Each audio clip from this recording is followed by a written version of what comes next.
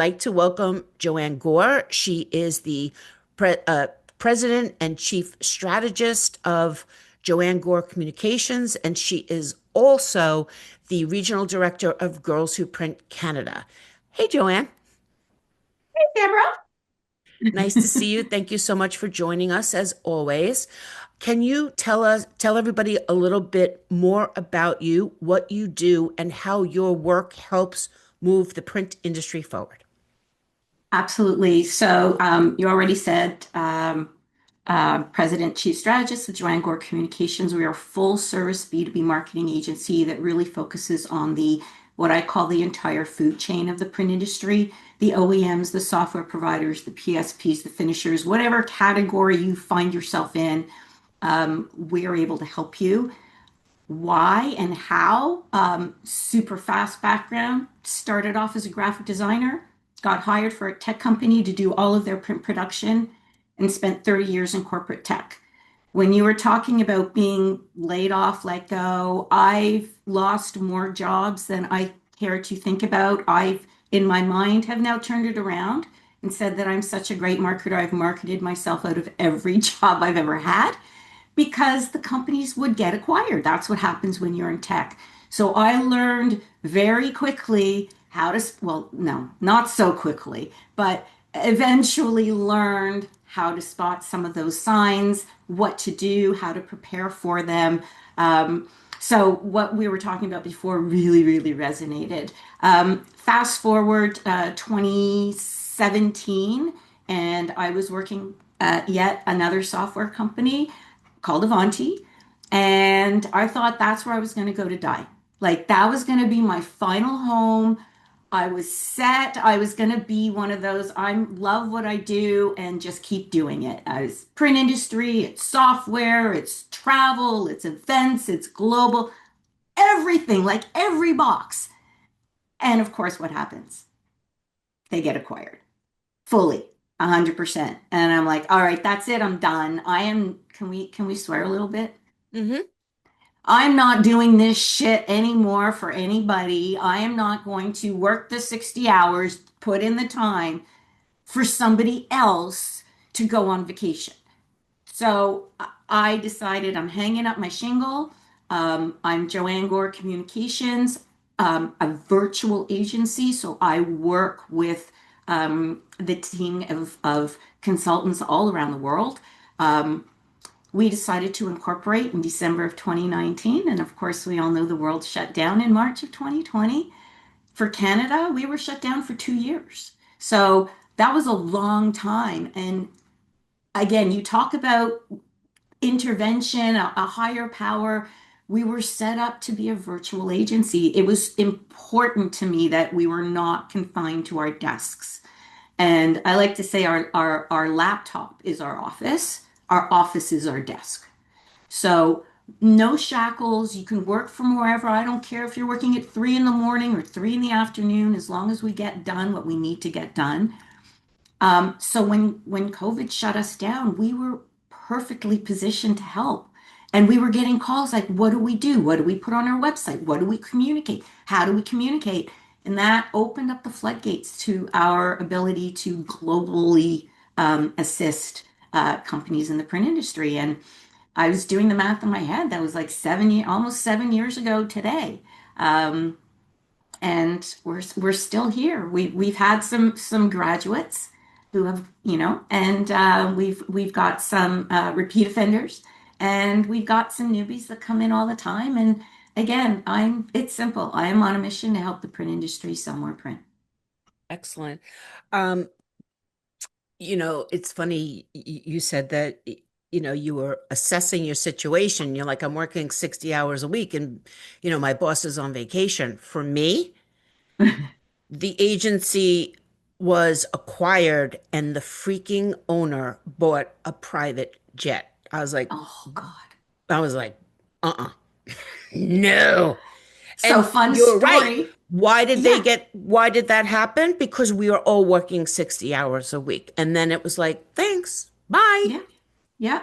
I've got more stock options for more companies than you can count, but I never got to cash them in because the companies got acquired before they vested. And again, I learned when people personally, when I'm offered stock options, I'm like, nope, pass. I don't want that. I want something real, tangible. Give me 2 extra weeks vacation. Yeah. Put me on the health plan right away. Don't make me wait the 3 months. Like there are ways that you can negotiate. You don't have to, don't go for the like shiny piece of paper. Oh, stock options, we're going to make millions. Yeah, there's no guarantee. And I promise you, like anything else, last one in, first one out. Yeah. That's exactly always. Especially if Always. you're in a higher salary or higher level Oh, position, yeah. Your they just number, give I your can, work to the two people underneath you. you are a number on a page. You could be, it happened to me again. Like, I can't even remember which one. Might have been when I was with DST or something. And I was working really closely with HQ, which was in the States. And like, like we were thick as thieves. And then, boom, you're gone. And I'm like, what the hell? And I had people calling me like, we had no idea. Like, as far as we knew, you were part of the team. You were going to continue and grow with us. It's like, "Yeah, just a number on a page." Yeah. No, but it's sad. But the days of we're one of the family, we've been there 20 years, 30 years, doesn't matter anymore. That it's very rare to find a company that values its team enough to consider them and treat them like family. And not just play lip service to it. I mean, okay. I mean, we could probably have a debate that, I don't really need to be treated like family because, nobody wants to come to Thanksgiving at my house. Trust me. Oh, fair You enough. know what I'm saying? Okay, maybe But not our families, right. but But the TV family. I want to be treated with respect and I want to Yeah. be treated by the impact and value that I bring to whatever I'm doing. And that is what Make Your Move is all about. It's about understanding, like listening to everything Joanne just said, listening to all the times in advertising. I mean, you walk in the morning, they say, "Hi, we're having a meeting in the conference room," and then they thank us for our service. And our computers were already shut down, and it was like, you Oh could yeah. leave nicely or we can take you out of here, but everyone's going right now. So, and it's not a personal thing, but if you're not active in your career path, it could be traumatizing instead of, okay, relax. This is Karis this morning gave us a great piece of advice. Relax.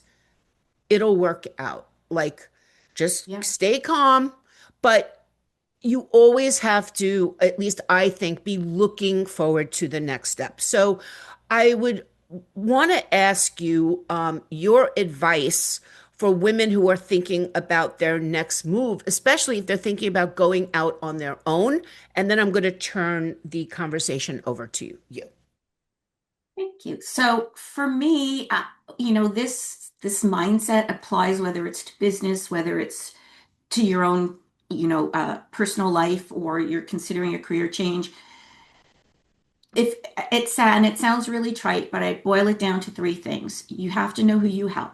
You have to know what value you bring to the table, how you're going to help them, and most importantly, why that matters to them. You might think that what you do is incredibly valuable, but for them, they might just see it as a speck. So understand what matters to the person or people or companies or friends or partners, whatever that relationship is that you want to improve. Figure out what matters to them and how you can improve it. So when you are thinking of whether it's, oh, I'm in a rut, it's time for a new job, or it's time to advance my career, or it's time to move on and start my own thing, there are a few things that I've been told over my career that really have stuck with me. Three of them, okay? One is um, opinions are like assholes. Everybody has one. That means you kind of have to trust your gut, right? The second, I should have written them down because I'm already starting to forget what I was going to say.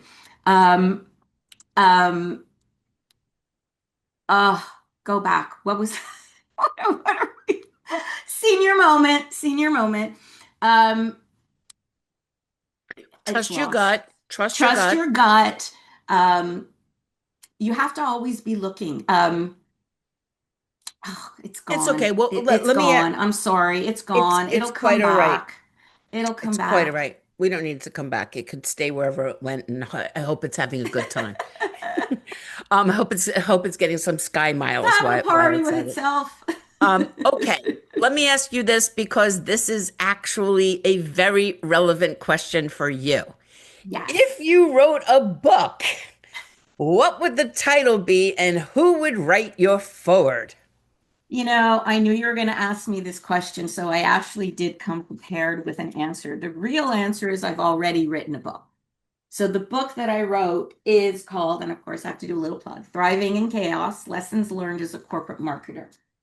It includes chapters like You're Fired, Now What? Um, what can go wrong will go wrong. So it really is life lessons, lessons I've learned in business, how to spot the signs, and how to recover and what to do next. That said, if I was going to write the next book, it could be one of two titles, and I wrote it down because uh, forward was written by Pat McGrew on that one. Okay. If I A had to second write mention of Pat another, McGrew today, just saying. oh, wow. Okay, so two titles, very different topics. The first would be called Stop the Slop. And that's all, it would be all about not settling for mediocre, standing true to your values. And I'm really on this like tear this year about that. So I think that's really what I would focus on. And if I could, I would have the foreword written by Anne Handley. And I don't know how many of you know her, but she came to mind as the person who I would want to. Well, Um, she's a marketing person. You want to just explain who she is? Yeah. she's a marketing person with a big focus on content marketing as well, the way I am, and about words matter, respect for the M dash, kind of things like that. She's got an amazing blog. If you want to follow her again, it's Anne Handley. The other book that I would write would be called The Lazy Martha Stewart, and Hmm. it would be all about life hacks, and everything in my world is like a workflow. Like, how many things can I cram into 3 minutes while I'm waiting for the water to boil? How many things can I get done? How can I ensure that when I'm planning an entire meal, that from the moment I start to the moment I stop, everything is done at the exact same time that I need it? Ding, ding, ding, ding. And I've like narrowed it down to a science. So those are sort of my two passions. And the forward for that would be written by Kendra Adaki. She's got a podcast called The Lazy Genius that I recently started listening to, and it's kind of similar stuff. But for me, it's when the Lazy Martha Stewart. How do I make it look as if Martha Stewart did this, but really with as many shortcuts as humanly possible? Eh, Incredible. I love it so much.